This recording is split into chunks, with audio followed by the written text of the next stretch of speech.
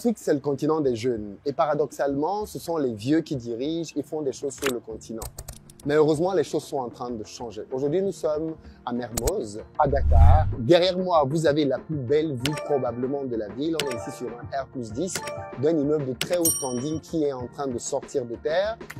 Et la très bonne nouvelle, c'est que tout ceci est construit par un petit jeune, entre guillemets, de 32 ans, qui n'en est qu'à son deuxième projet immobilier. Il a quitté la France pour venir s'installer au Sénégal et il est parvenu à réaliser ce genre de projet avec un mécanisme de financement très astucieux, mais surtout il est parvenu à bâtir une équipe faite de jeunes. Le plus âgé dans son équipe a 41 ans.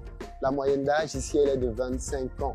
Ce sont des jeunes qui sont en train de construire cette Afrique dont on rêve tous et je voulais donner de la visibilité à ce genre d'initiative pour vous motiver et vous montrer que les jeunes sont capables de faire des choses incroyables. Il était en France, comme beaucoup, et il a cru qu'il pouvait venir à son niveau apporter une contribution sur ce continent. Il n'a rien comme formation en construction à la base, et pourtant aujourd'hui réalise parmi les plus beaux projets de son pays. Vous allez l'écouter tout de suite. Cette vidéo est la deuxième que je tourne avec lui. Dans une précédente, il nous a montré son premier projet qu'il a fait connaître, et aujourd'hui nous sommes sur son deuxième. Il en est à son quatrième, et ils sont quasiment tous déjà vendus. Les amis, l'Afrique, c'est le continent de l'avenir et du présent. Je vous invite à arrêter de penser que d'autres vont continuer de bâtir le continent à votre place. Je m'en fous de savoir quelles excuses vous vous donnez, mais croyez-moi, nous avons un continent à bâtir et chacun de nous a un rôle à jouer. Je l'ai invité à Back to Africa cette année. Il viendra vous présenter son entreprise, ce qu'il fait, mais il viendra aussi vous parler. Il donnera une masterclass pour vous expliquer comment économiser en construction. Parce qu'aujourd'hui, bien évidemment, il parvient à réduire le coût des constructions entre 30 et 40% parce qu'il est parvenu à acheter certains équipements. Il vous expliquera comment vous pouvez acheter, où vous pouvez trouver les bons fournisseurs. Donc, si vous êtes dans le domaine de la construction, architecte, ingénieur, parce que beaucoup d'architectes et d'ingénieurs veulent lancer ce genre de boîte, il vous expliquera comment le faire. Vous devez absolument être à Back to Africa. Peu importe le pays dans lequel vous êtes, venez l'écouter et venez apprendre. Le pire, c'est que même au Sénégal, il y a encore énormément de place. Donc, il n'a pas peur de la concurrence parce qu'il sait qu'il y a de la place pour tous ceux qui travaillent bien. Ce genre de mindset, c'est aussi le mindset avec lequel nous devons venir pour faire les choses. Et arrêter d'essayer d'empêcher à tout le monde de travailler quand c'est réellement possible. Back to Africa, 28-29 septembre. Les places sont encore à 200 € au lieu de 300. Donc, bénéficiez de cette promo. Les prix vont bientôt augmenter. Mais surtout, pour ceux d'entre vous qui veulent discuter avec lui en tête à tête, je vous invite à prendre des offres pro. Parce que si vous prenez une offre pro, vous allez avoir un moment avec tous nos panélistes. Et bien évidemment, ça va vous donner d'avoir leurs coordonnées, de pouvoir discuter avec eux après l'événement. Bref, ça n'a pas de prix, les amis. Venez nombreux, partagez l'événement. On va l'écouter tout de suite. Dans la barre de description, vous avez le lien. Prenez vos places, invitez des gens. Faites que le maximum de personnes entendent parler de cet événement parce que je pense que c'est un événement qui va clairement avoir un avant-après. D'autres pépites comme lui seront à cet événement. Et au fur et à mesure que les semaines vont passer, je vais vous les présenter afin que vous veniez pour vous-même vivre votre transformation. Je ne vous en dis pas plus, c'est parti.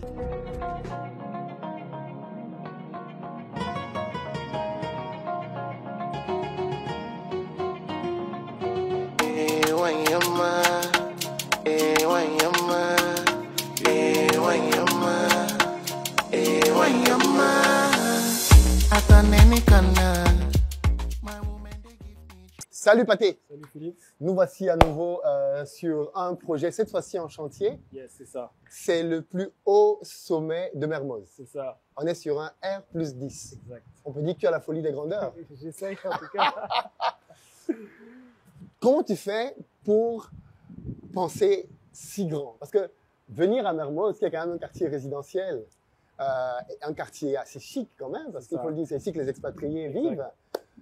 Et taper tout de suite comme premier projet l'immeuble le plus haut? Ben, en fait, ça a été vraiment une demande parce qu'il y a énormément de gens qui demandent ce quartier-là en location. Ouais. Et donc, je me suis dit, ben, je vais essayer de faire le max d'appartements possible, mais en faisant la meilleure des qualités. Donc, je voulais pas faire trop grand non plus. Et 10, pour moi, me présentait le juste milieu. Donc, je me suis dit, je vais faire un R+10 avec 36 appartements, bien espacés, avec un sous-sol, parce que chaque appartement a une place de parking.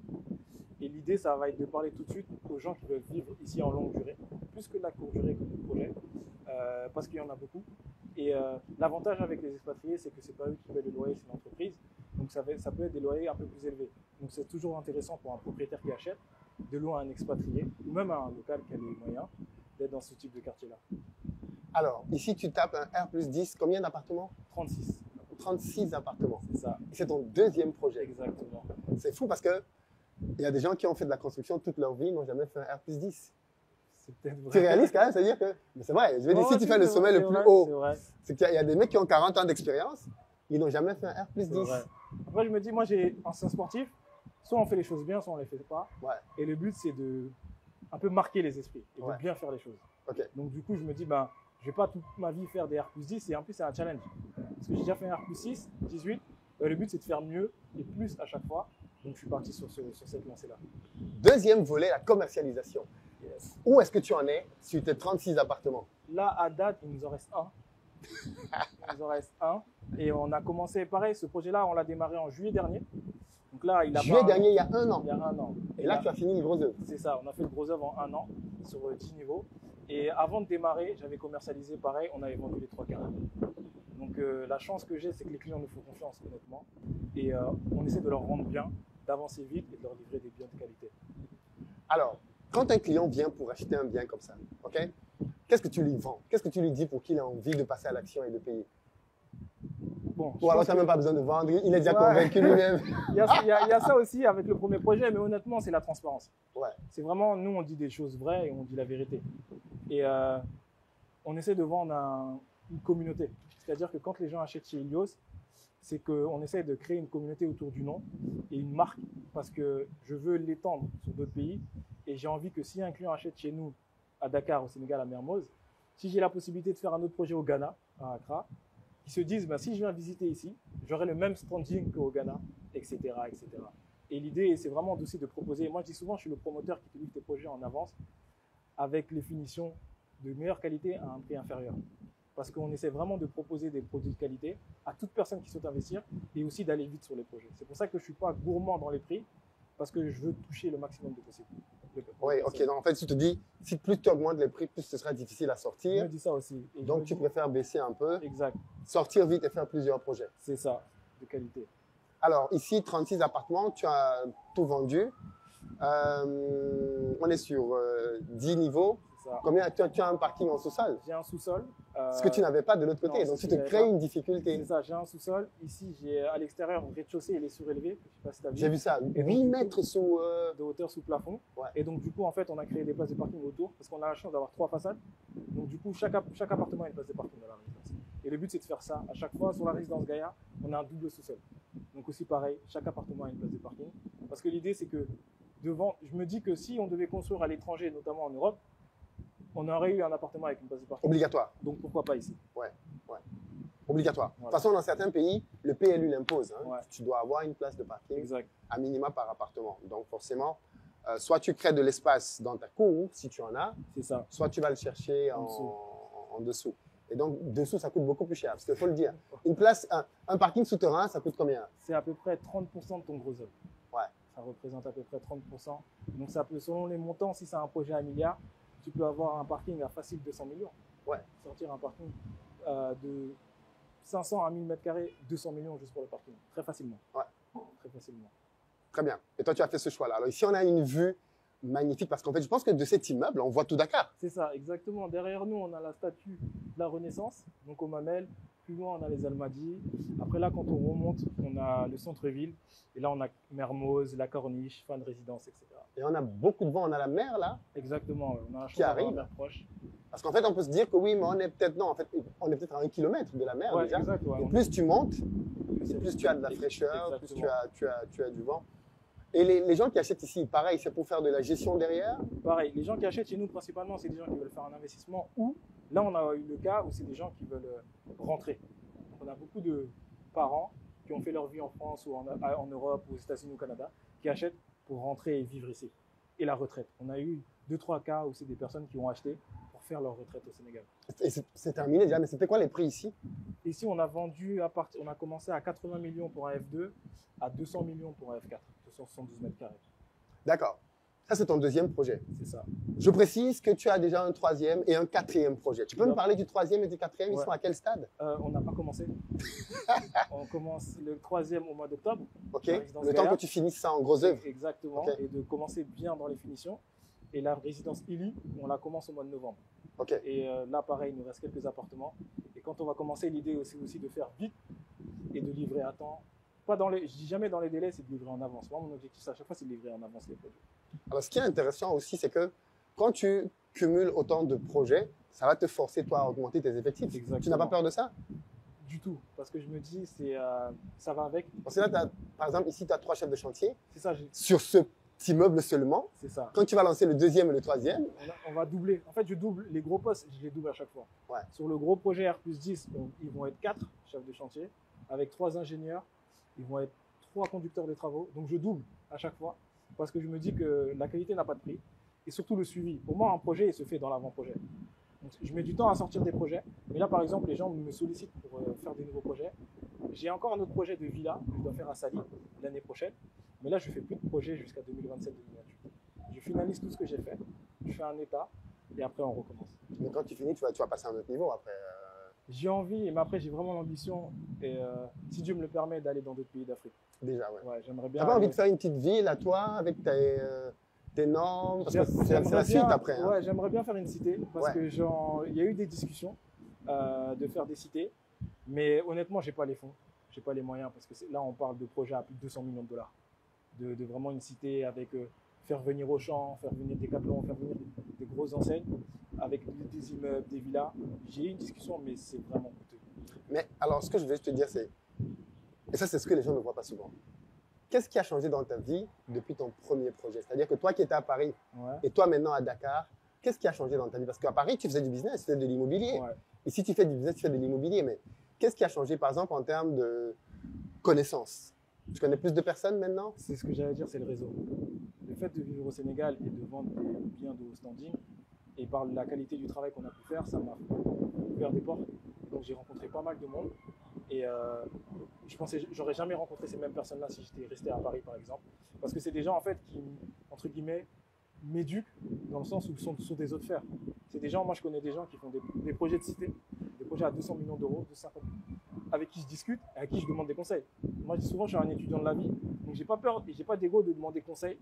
Et ce genre de personnes-là, je les aurais jamais rencontrées si j'étais resté à Paris. Et c'est des personnes qui viennent à nous parce qu'ils entendent parler du projet. Et donc du coup, eux, ils viennent peut-être pour acheter ou des fois c'est par curiosité. Mais c'est vraiment le réseau et c'est les rencontres au quotidien. Comme par exemple toi, on s'est rencontrés, après on discute. C'est vraiment les gens qui sont autour du projet et qui essaient d'élever le niveau. J'avais discuté une fois avec une directrice, je ne dirais pas de quoi, sinon on va retrouver qui c'était, une dame très très puissante. Elle me disait dans son bureau, tu sais, en faisant ce que tu fais, en venant faire du business au Cameroun, en Afrique, l'intérêt c'est que tu vas très vite avoir accès à l'upper class du pays à laquelle tu n'aurais jamais eu accès en France. Ouais, c'est vrai. Jamais. Tu peux rester en France toute ta vie, tu n'auras jamais accès Je suis d'accord. à la petite classe bourgeoise qui dirige le pays et qui dirige tous les pays. Parce que dans tous les pays au monde, Exact. tu as une petite classe bourgeoise à laquelle tu peux avoir accès. Après, tu décides comment tu interagis avec elle. C'est ça, voilà, c'est ça. Mais faire le type de business qu'on fait maintenant en Afrique fait que, en fait, très rapidement, tu peux avoir des contacts dans cette sphère-là et qui, mine de rien, sont très utiles dans nos pays et partout ailleurs. D'ailleurs, tu as un petit problème, tu as toujours quelqu'un de zélé qui veut te fermer une porte, C'est qui vrai, veut… c'est vrai. J'ai eu ce cas-là, je ne pourrais pas dire non plus, mais j'ai eu accès et j'ai accès à une certaine sphère ici maintenant au Sénégal par le travail que j'ai pu accomplir. Donc après, moi, je choisis, comme tu l'as dit, comment j'interagis et comment je gère la relation. Mais très vite, en fait, j'ai eu accès, entre guillemets, parce que c'est des gens qui sont venus vers moi. Pas parce qu'ils étaient intéressés, c'est parce qu'en fait, ils ont entendu parler de l'entreprise et le travail est reconnu. Et j'ai souvent eu ce cas-là où c'est des gens d'un certain âge qui veulent te pousser. Des fois, ils n'attendent pas grand-chose. Ils se disent « Ah, c'est peut-être le fils que j'ai pas eu, c'est peut-être le neveu ou le cousin. » Donc, quand je vois un jeune, je le pousse et c'est ce qui, entre guillemets, fait du bien parce que c'est des gens qui ont déjà tout fait. Donc, le fait d'appeler une personne, de dire « Ah, j'ai mon jeune qui est là, est-ce que tu peux l'aider ?» En fait, ça t'ouvre des portes. Clairement. Clairement. Parce que, par exemple, je vais te poser la question sur l'administratif, parce que les gens ne s'en rendent pas compte, mais avoir un permis de bâtir pour un immeuble comme ça, c'est pas simple. Non, tu fais beaucoup de Il ne suffit pas d'avoir un petit plan et d'aller déposer. Non, tu fais beaucoup de portes, tu demandes, tu regardes tout. C'est ce que je disais avec la mairie, c'est des échanges.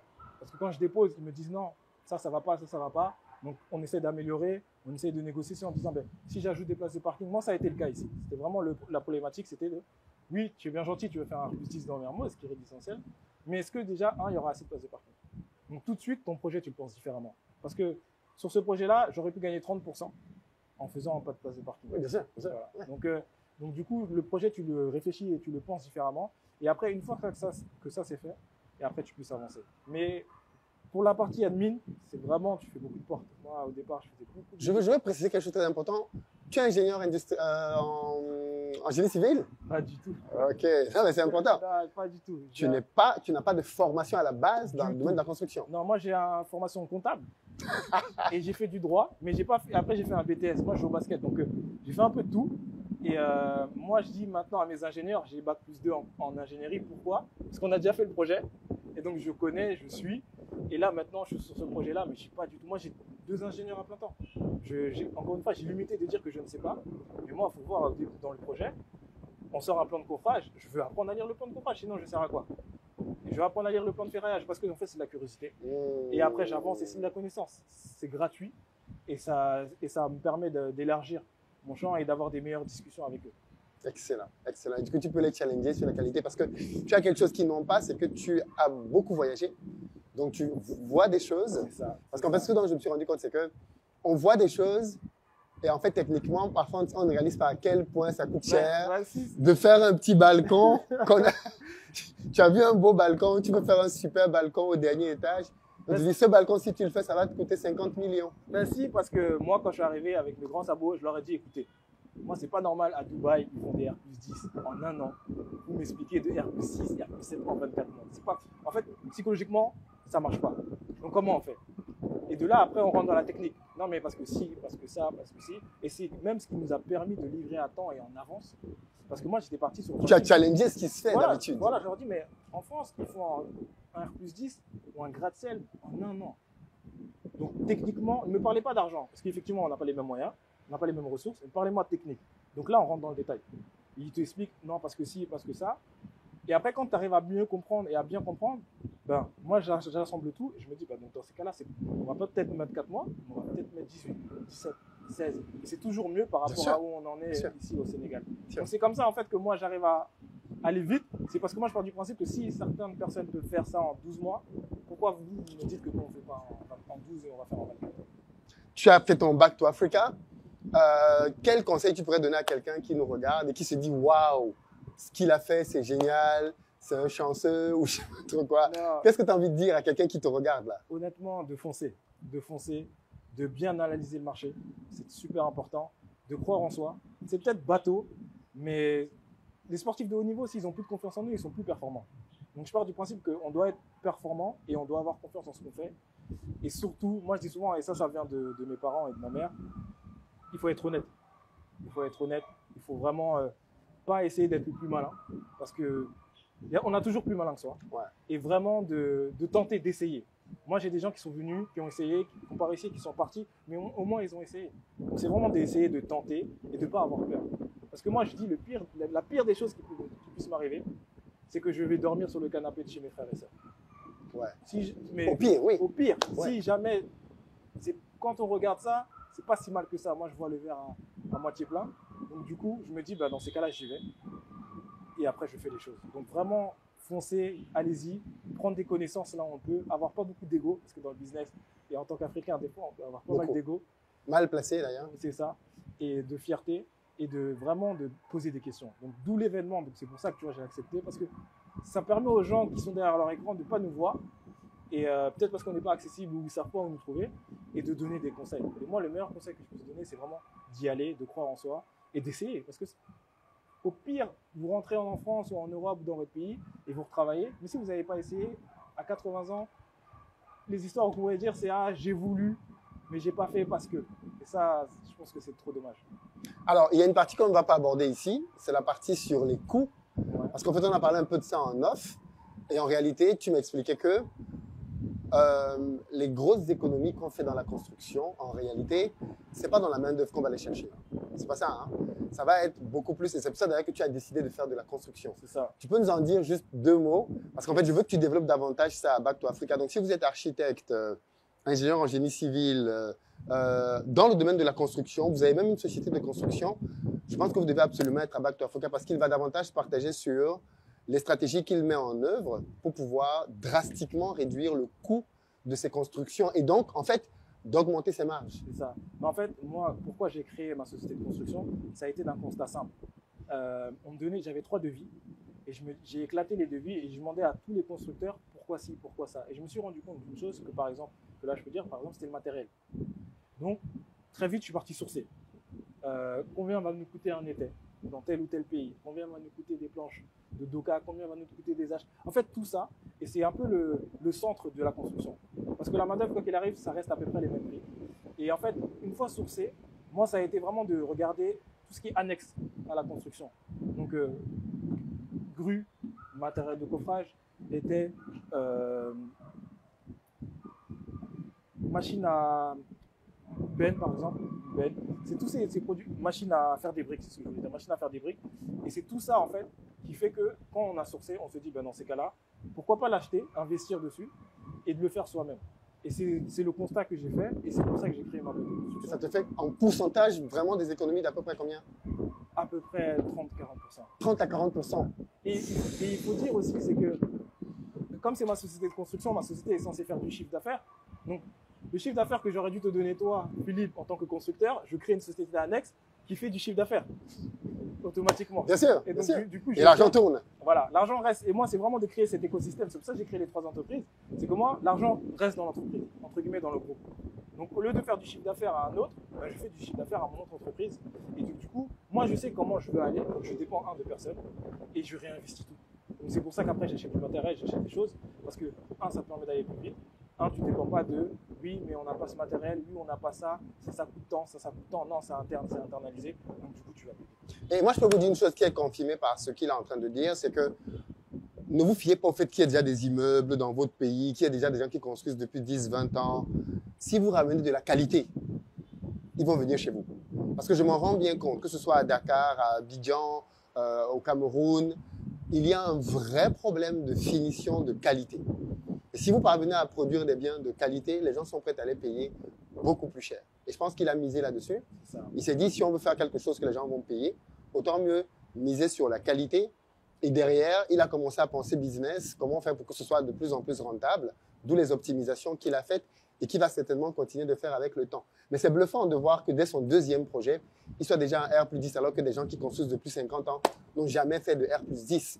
Ça démontre qu'en réalité, tout est dans la tête, en fait. C'est ça, c'est vraiment tout est dans la tête. Les limites sont dans la tête. Exactement. Et je suis sûr qu'il y a des gens à Dakar qui disaient c'est impossible de faire un R+10 à Mermoz. Je suis sûr qu'il y a des gens qui disent ça. Tu vas te garer où? Tu peux pas te faire ceci. Si c'est ça, j'ai eu ces problèmes-là. Mais je me dis, tant qu'on m'a pas dit non, et pour moi, non, c'est pas prédéfini. Et je dis souvent, des fois, c'est vrai, mais c'est pas une vérité absolue. Donc, souvent, je dis c'est vrai, mais c'est pas la vérité. Donc, tu peux me dire non, ok, c'est vrai, mais c'est pas une vérité absolue, donc je vais voir ailleurs.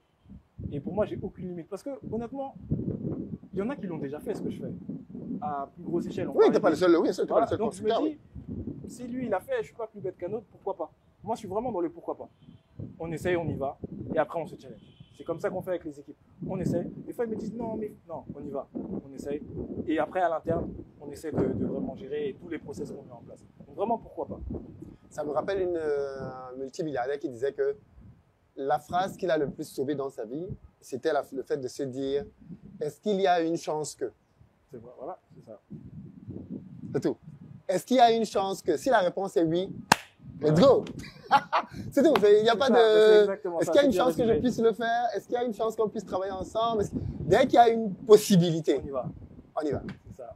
Mais écoute, bravo. Merci. On se revoit à Paris en septembre, Yes. à Back to Africa. Venez nombreux pour l'écouter. Je pense que vous allez beaucoup apprendre de lui.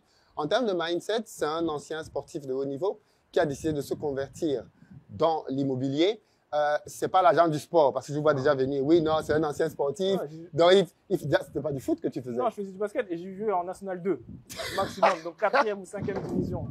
Donc, c'est pas là qu'on gagne beaucoup d'argent. T'as pas été à Wembamania ou je sais pas trop. Très bien. Mais écoute, beaucoup de courage à toi. On te souhaite beaucoup de succès. Bien évidemment, quand je reviendrai à Dakar, on viendra voir comment ça évolue. On montrera les updates. Venez l'écouter, venez apprendre aussi de lui. Et je pense qu'il va inspirer. Au-delà du domaine de l'immobilier, les jeunes peuvent construire ce continent. C'est un continent de jeunes.